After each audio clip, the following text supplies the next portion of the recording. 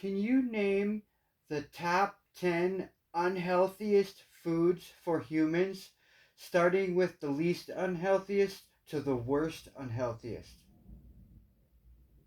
Of course.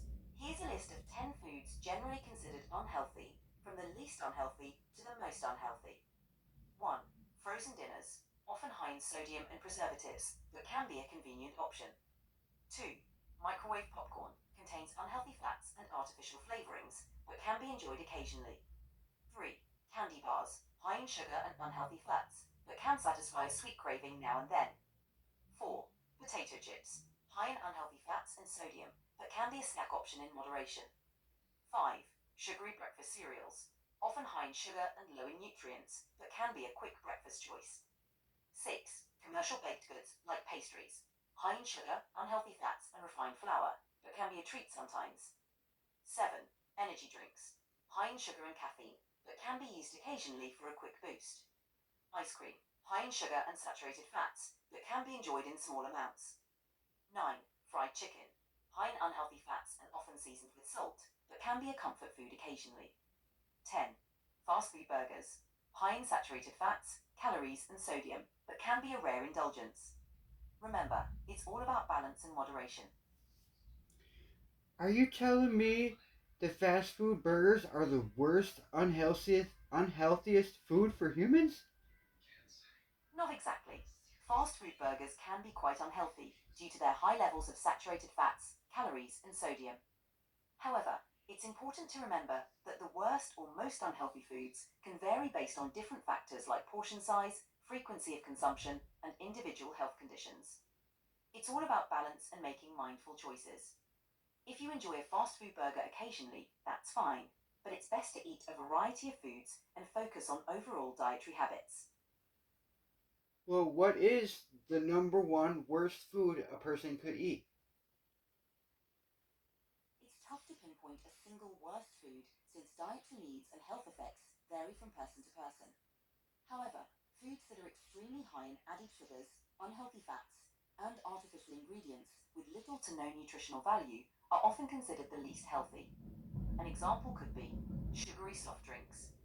These are often considered among the least healthy due to their high sugar content, which can contribute to various health issues like obesity, diabetes, and tooth decay. It's important to focus on a balanced diet and make mindful choices based on your individual health needs. So basically, just stay away from the sugar. I don't see how chicken is so bad. Why is chicken bad? It's all about balance and how food is prepared. Chicken itself isn't inherently bad. In fact, it's a good source of lean protein. However, when it's fried or prepared with a lot of added fats, salt, and breading, it can become unhealthy. Here are a few things to consider. Fried chicken, often high in unhealthy fats and calories due to the cooking method. Portion size. Eating large portions of any food, even chicken, can contribute to excess calorie intake. Preparation methods. Grilled or baked chicken is typically healthier than fried or heavily processed chicken. Moderation and preparation methods matter. Enjoying chicken as part of a balanced diet with a variety of other foods is key. Well, what are the top 10 healthiest foods that you can eat, starting with the least to the most?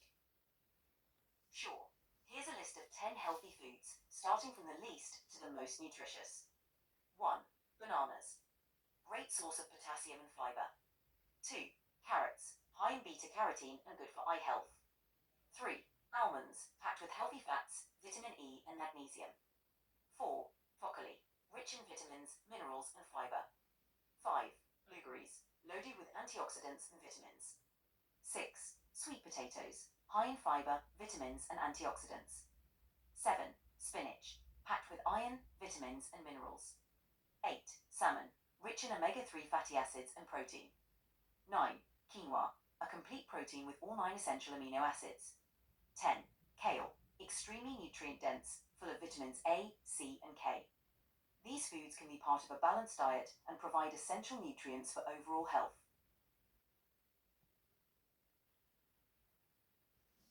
What the hell is kale? Kale is a leafy green vegetable that's part of the cabbage family. It has dark green, curly leaves and is known for being extremely nutrient dense. Kale is rich in vitamins A, C, and K, as well as minerals like calcium and potassium. It's also high in antioxidants and fiber, making it a great addition to a healthy diet. You can eat kale raw in salads or cooked in soups, stews, and smoothies. It's popular for its health benefits and versatility in cooking. Well, I heard from like some of the smartest people in the world, like Jordan Peterson, that the all beef diet is very healthy. Is that true? The all beef diet, also known as a carnivore diet, is a type of diet that involves consuming only animal products, primarily beef. Some people believe it has health benefits, but it's important to consider a few things. 1. Nutrient balance. While beef is a good source of protein, iron, and vitamin B12, it lacks other essential nutrients like fiber, vitamin C and E, and certain minerals. 2. Health considerations. Long-term health effects of an all-beef diet are not well studied. A balanced diet that includes a variety of foods is generally recommended for overall health. 3. Individual needs. Everyone's nutritional needs are different. It's best to consult with a healthcare professional or a registered dietitian before making significant changes to your diet. While some people may find an all beef diet works for them, it's important to consider a diverse range of foods for optimal health. What about a vegetarian diet, nothing but vegetables? Is that a really healthy way to go too?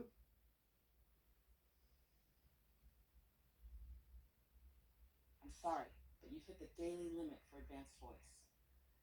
You can switch to standard now to keep chatting. What about vegetarian diets? A vegetarian diet can be very healthy if it's well balanced and includes a variety of plant based foods. It often focuses on fruits, vegetables, legumes, whole grains, nuts, seeds, and plant based proteins like tofu or tempeh.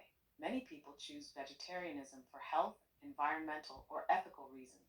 The key to a healthy vegetarian diet is ensuring you're getting all the essential nutrients. For example, some nutrients to pay attention to are protein, found in beans, lentils, tofu, tempeh, and quinoa. Iron, plant-based sources like spinach, lentils, and fortified cereals can help. Vitamin B12.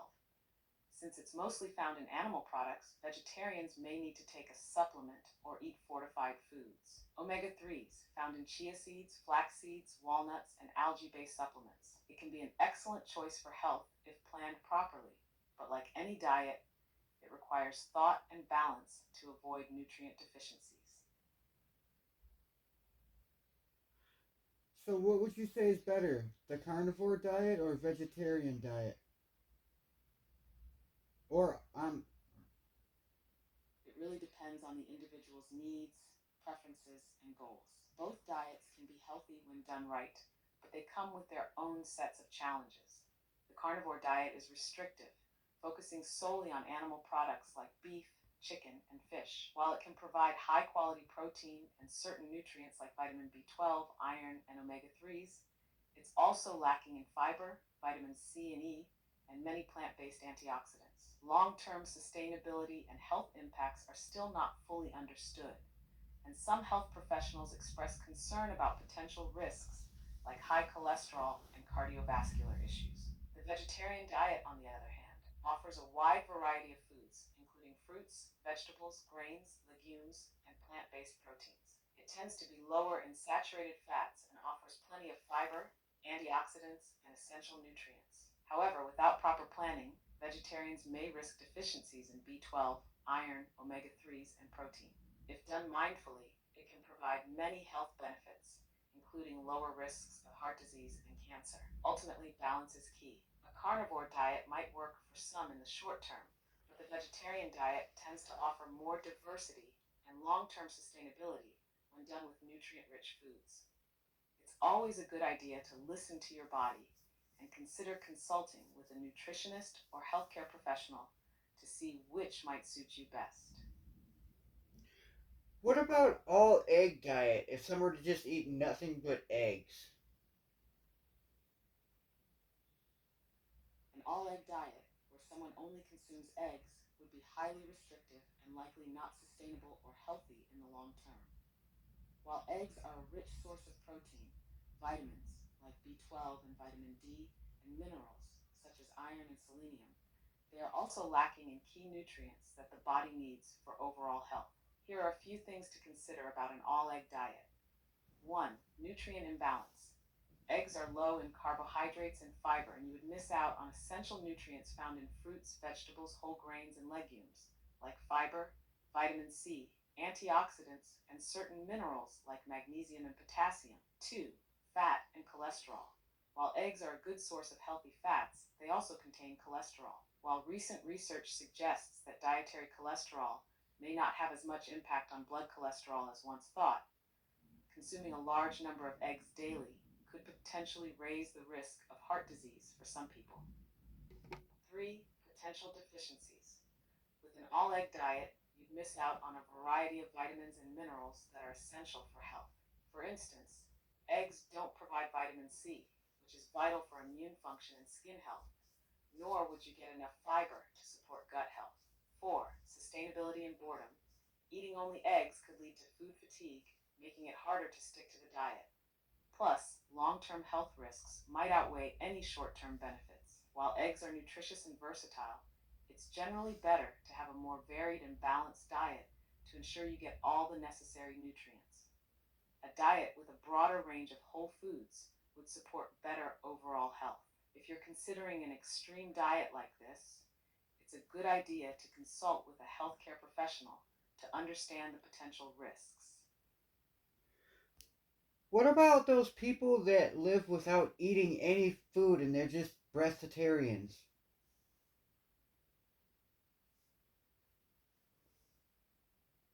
It sounds like you're referring to individuals who may practice extreme forms of fasting or rely on breast milk, sometimes referred to as breastitarians, as a primary source of nutrition. This is not a commonly accepted or sustainable practice in the long term, and it's important to approach such extreme dietary choices with caution. Here's why. 1. Breast milk as sole nutrition. Breast milk is specifically designed for infants and provides essential nutrients, but it is not nutritionally complete for adults. While it contains vitamins, minerals, fats, and proteins, it lacks I sufficient didn't amounts of say some nutrients that adults need, breatharian. like certain vitamins and minerals, fiber, and carbohydrates. Long-term reliance on breast milk could lead to nutrient deficiencies and health problems. 2. Nutritional gaps. Adults require a wide variety of nutrients from different food sources to maintain health, including fruits, vegetables, whole grains, and proteins. Breast milk, while nourishing for babies, doesn't meet the broader nutritional needs of an adult body, especially in terms of macronutrients like fiber and certain essential vitamins and minerals. 3. Potential health risks. Relying solely on breast milk, especially beyond infancy, could lead to metabolic imbalances, I mean, muscle loss, immune deficiencies, and other health issues. Also, the practice raises concerns about the potential for exploitation or unhealthy attachment, especially in cases where it involves sourcing breast milk from others. 4. Ethical considerations. In addition to the health risks, sourcing breast milk from others, if it's not from a mother in a direct relationship, can raise ethical concerns related to consent and exploitation. In general, a diet based on a single source of nutrition like breast milk is not sustainable or healthy for adults. A balanced diet with a variety of foods is essential for meeting the body's nutritional needs and maintaining overall health. If someone is considering alternative diets like this, they should consult with a healthcare professional to ensure they are not putting their health at risk. you actually misunderstood my question. I said, what about people who do only breathing techniques and don't eat any food at all? I've heard that there's people that live for years like this. I see what you mean now. You're referring to people who practice breatharianism, a controversial and extreme lifestyle where individuals claim to live without consuming food, relying instead on air, sunlight, or specific breathing techniques for nourishment. While breatharianism has gained some attention, especially in certain spiritual or alternative health circles, it is extremely controversial and not scientifically supported. Here are some important points to consider. 1. Claims versus reality. Some individuals claim to survive for years without eating solid food, but these claims are generally unverified and often rely on subjective reports.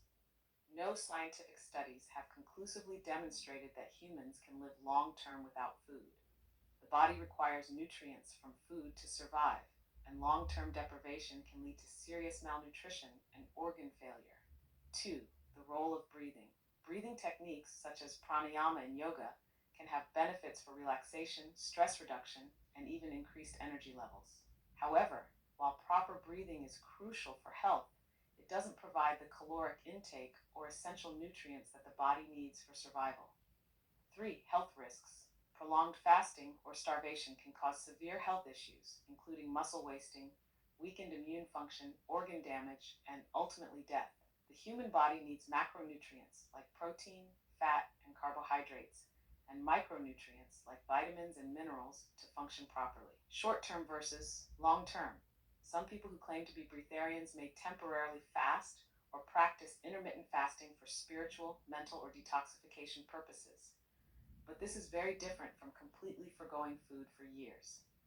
Short-term fasting is generally safe for most healthy individuals, but extended periods without food are dangerous and can have life-threatening consequences. 5. Psychological and spiritual aspects.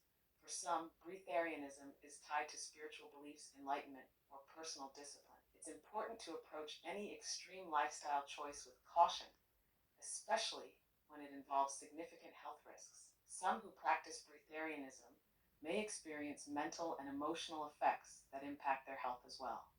In short, while breatharianism may seem appealing to some, it lacks scientific backing and is not a sustainable or healthy lifestyle for the vast majority of people. If anyone is considering trying such an extreme practice, they should consult with a healthcare professional and understand the potential risks. A balanced diet with proper nutrition is essential for maintaining health and longevity.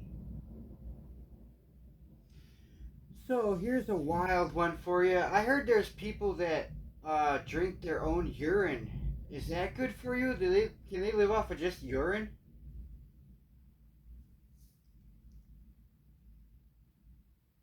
Drinking urine, also known as urine therapy, is an ancient practice that some people believe can provide health benefits, but it is not scientifically supported and it carries potential risks. The claims. Proponents of urine therapy argue that drinking urine can help detoxify the body, boost immunity, and treat various health conditions. Some also believe it can provide nutrients or healing properties due to the substances in urine, such as urea and minerals. The reality. Urine is primarily made up of water, waste products, and excess substances that the body doesn't need, such as urea, creatinine, and salts. While it can have a small amount of nutrients, it doesn't provide the essential vitamins, proteins, fats, and carbohydrates that the body needs for survival. Health risks. 1. Toxins. Urine is a byproduct of the body's detoxification process. It contains waste that the body has filtered out, so drinking it again could reintroduce toxins and harmful substances into the system, potentially causing harm. 2. Dehydration. Urine is concentrated with salt, urea, and other substances that, if ingested in large quantities, could contribute to dehydration rather than hydrate the body. 3. Infection. Drinking urine can introduce bacteria from the urinary tract into the digestive system, increasing the risk of urinary tract infections or other bacterial infections. 4. Nutrient deficiency.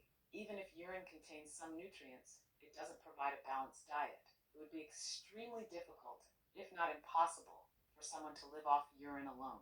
The body requires a variety of nutrients, and urine doesn't provide everything needed for long-term health. Short-term use. Some people may drink small amounts of urine as part of a detoxification or alternative health routine, but there are no proven benefits, and it should not be considered a sustainable or safe practice. Conclusion. While some may believe in the healing or health benefits of drinking urine, there's no scientific evidence supporting it as a valid or safe way to nourish the body. It could lead to health complications, including infection and dehydration, and is definitely not a suitable substitute for food and proper hydration. For overall health, it's it's important to rely on a balanced diet and stay hydrated with clean water.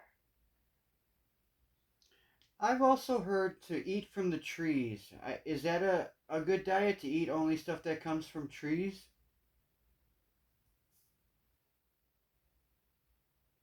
Eating only food that comes from trees could be a form of what some might call a tree based diet, and it would likely consist of fruits, nuts, seeds, and possibly leaves or other plant parts that come from trees. While this might seem like a natural or clean way to eat, it comes with some challenges and limitations that would make it difficult to sustain in the long term. The potential benefits: fruits.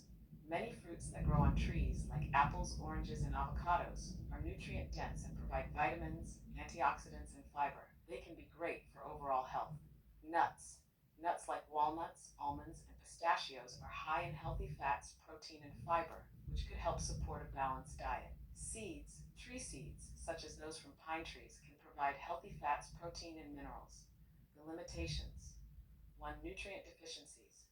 While tree based foods can be nutritious, a diet limited only to these might lack important nutrients. For example, you would likely miss out on essential proteins, except from nuts, which might not provide enough, certain vitamins, like B12, and omega 3 fatty acids. You'd also be missing out on vital micronutrients that aren't commonly found in fruits and nuts alone, like iodine or calcium in the necessary amounts. 2. Imbalance. A balanced diet includes a variety of food sources that provide all the necessary macronutrients, protein, fats, and carbs, and micronutrients, vitamins, and minerals. A diet exclusively from trees might offer too much sugar from fruits and not enough of other nutrients, leading to energy imbalances or deficiencies over time. 3. Lack of calories. Tree-based foods like fruits and nuts are relatively low in calories compared to grains or animal products. A person eating only tree-based foods might struggle to consume enough calories for energy, especially if they have a high metabolism or are physically active. 4. Digestive issues. Depending on the type of leaves or tree products you're eating, they might be difficult to digest. Some tree products can be toxic or irritating to the digestive system if not prepared correctly. Again, the bottom line: eating only from trees might be an interesting experiment for a short period, especially if you're focusing on nutrient rich foods like fruits and nuts. However, it's not a balanced or sustainable long term diet on its own. To maintain overall health, you would need a wider variety of foods to ensure you're getting all the necessary nutrients. If you're interested in exploring tree based foods, it could be a good idea to combine them with other whole foods like vegetables, legumes, and grains to create a more balanced diet. What about a vitamin only diet, drinking just like water and whatever vitamins you need? Get everything. Can Is that possible to get everything you need from a vitamins?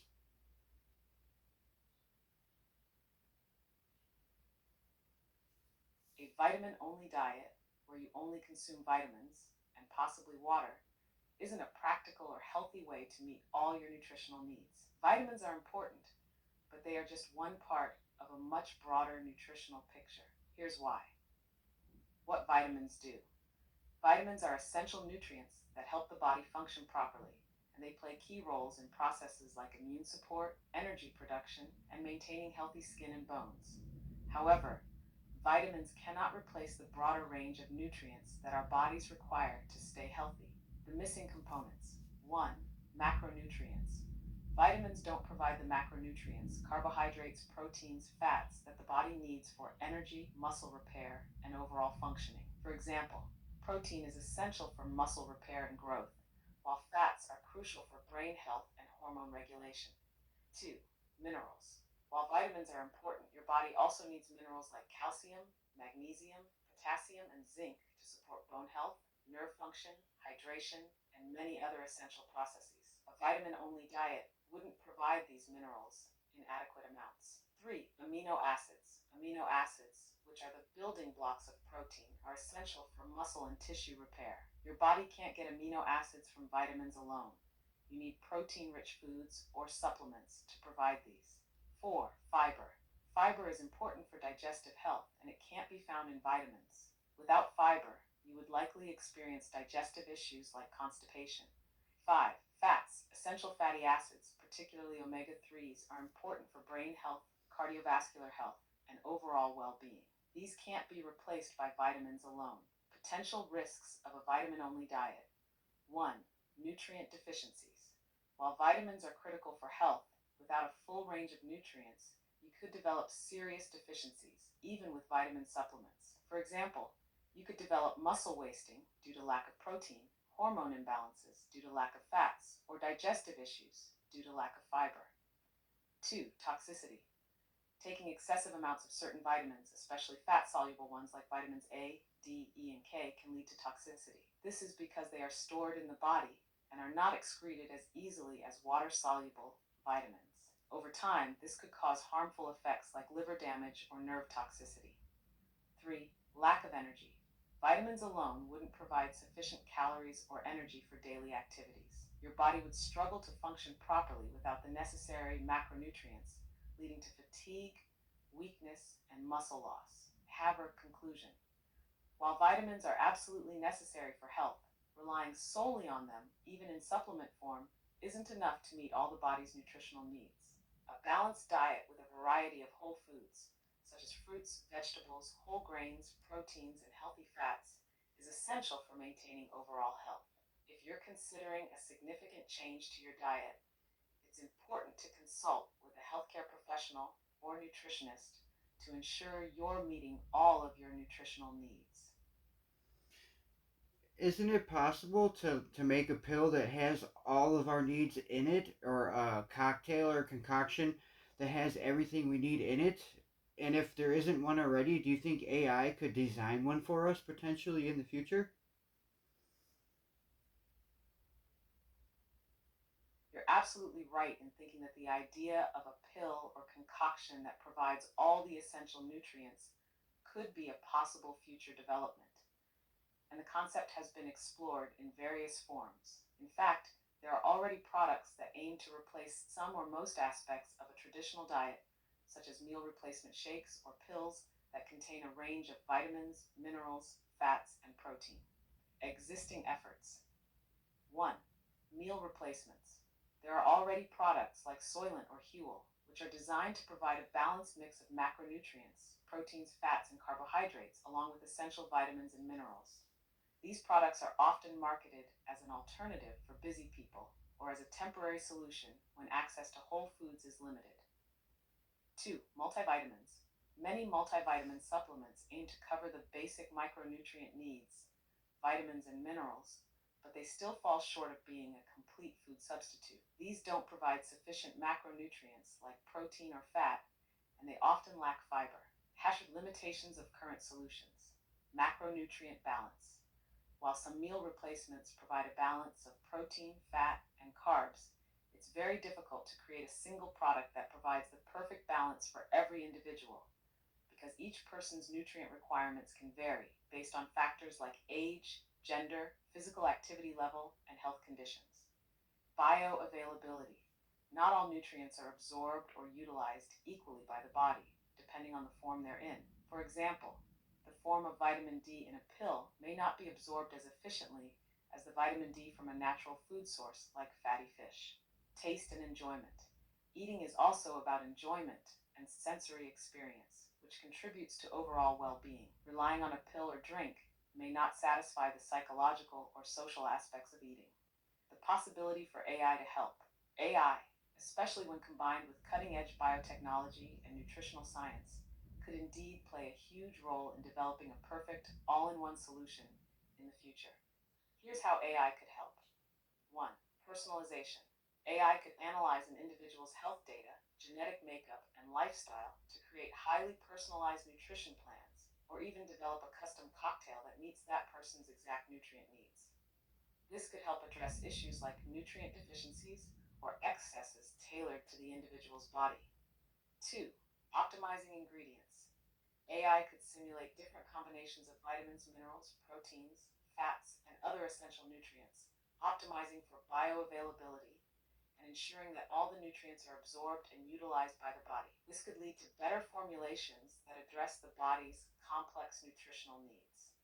3. Designing new nutrients. Beyond optimizing current nutrients, AI could assist in discovering novel nutrients or biologically active compounds that we might not even be aware of yet, but could play an important role in human health.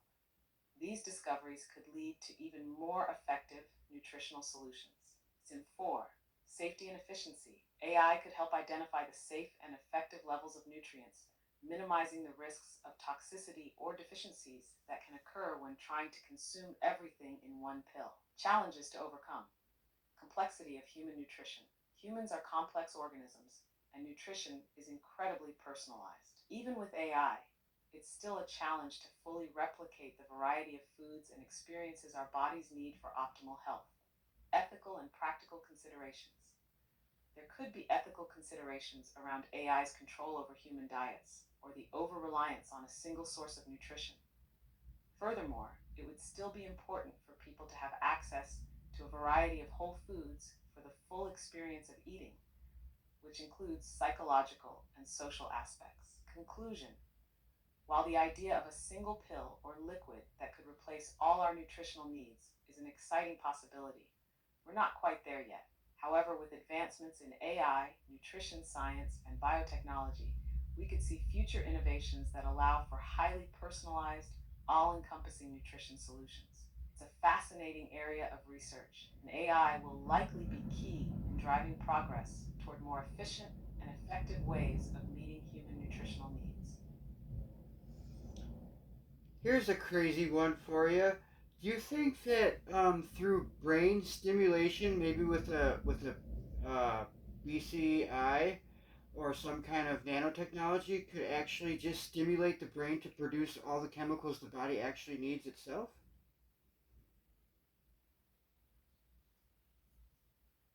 That's a really fascinating and ambitious idea, but not as crazy as it might sound when you consider the rapid advancements in brain computer interfaces, BCIs, nanotechnology, and neurostimulation. Let's break it down. The concept. The idea would be that through brain stimulation, possibly via brain computer interface, BCI, or nanotechnology, you could influence the brain to self regulate the production of essential chemicals like neurotransmitters, hormones, or even other compounds the body typically needs from food, like vitamins, minerals, and proteins. How brain stimulation might work. 1. Neurotransmitters and hormones. The brain already regulates a wide range of body functions, including the production of neurotransmitters like dopamine, serotonin, and acetylcholine, and hormones like cortisol, insulin, and growth hormone. If we could use BCI or nanotech to enhance or stimulate specific regions of the brain, theoretically, we could influence the production of these chemicals. This could lead to improving mood, cognition, or even regulating energy and metabolic processes without needing external supplementation, food, for example.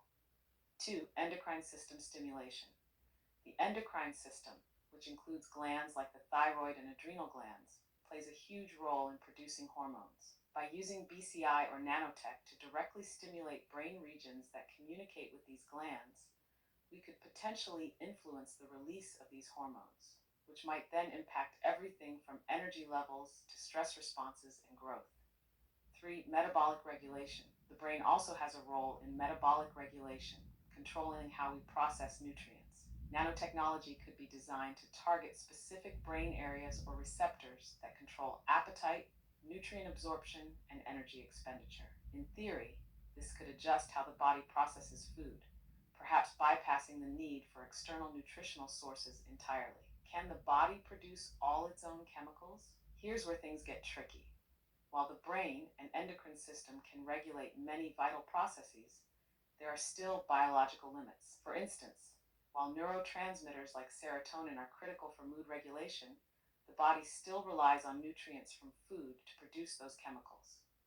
Amino acids like tryptophan for serotonin and other compounds that come from external sources are required to synthesize these chemicals. For example, proteins are made up of amino acids, and while some can be synthesized in the body, others, essential amino acids, must come from food.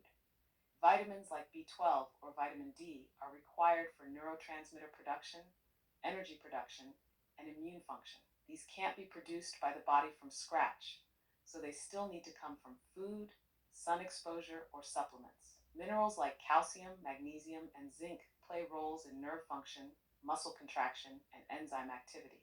While the brain can regulate some mineral balance, the body still needs them to function properly. The potential of nanotechnology, or BCI.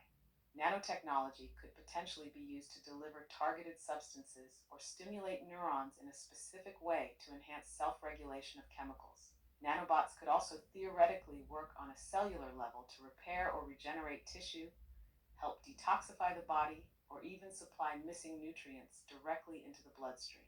BCIs, or devices that interface with the brain, could potentially be used to modify neural pathways responsible for regulating appetite, mood, or other physiological processes. For example, a BCI might stimulate brain regions that control hunger or satiety, making it easier for the body to ignore hunger or produce a sense of fulfillment without eating. The big unknown.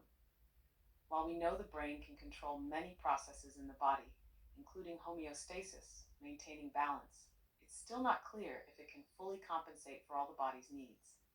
The body is an incredibly complex system, and while technology is advancing quickly, there are still many unknowns about whether brain stimulation or nanotechnology could fully replace nutritional needs. It might be able to help with certain functions, but there could be other critical needs that are just too complex to regulate purely by the brain. It's in ethical and practical considerations. Safety and control. Manipulating the brain's chemical production through BCIs or nanotech would require incredibly precise control to avoid harmful side effects like overstimulation of certain hormones, neurotransmitter imbalances, or disrupting other bodily functions. Dependence on technology. There's the ethical question of becoming dependent on technology to maintain basic health functions. Relying entirely on external devices could.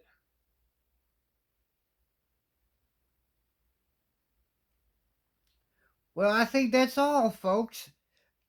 That blew my mind. I was just asking some crazy questions here. So, wow. Thanks for joining me. I love you guys.